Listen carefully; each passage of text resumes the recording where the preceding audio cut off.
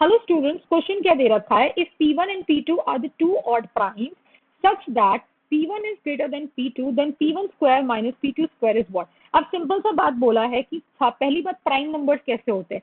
2 के अलावा सारे प्राइम नंबर्स ऑड होते हैं। 100% 2 के अलावा सारे प्राइम नंबर्स कैसे होते हैं? ऑड होते हैं। ऐसे लॉजिक लिखो, ठीक है? Except two all prime numbers are what? Are odd, true है ना? तो ऑड का स्क्वायर कैसा होता है बेटा? ऑड का स्क्वायर कैसा होगा? ऑड का स्क्वायर 3 का स्क्वायर 9, ठीक, 5 का स्क्वायर 25, तो ऑड का स्क्वायर कितना हो जाएगा? Odd, right? तो फिर से अगर मैं बोलूं ऑड माइनस ऑड कितना होता है बेटा? ऑड माइनस ऑड कैसा होता है?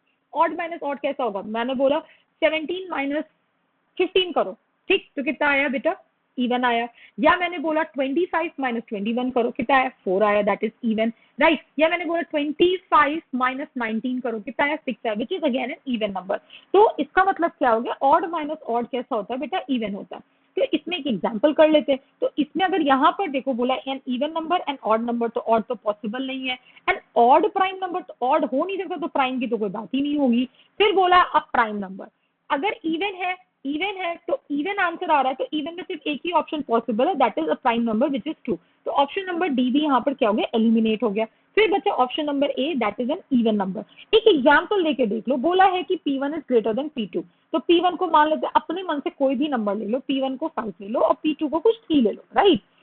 फिर P1 स्क्वायर कितना होगा बेटा? P1 square is what? 25, right? And P2 square is what? That is 9।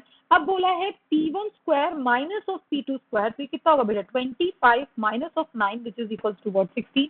अब 16 is not 2, 16 is not equal to 2, तो ये क्या होगा? सिंपली बस एक इवन नंबर आंसर आएगा, that is option number A.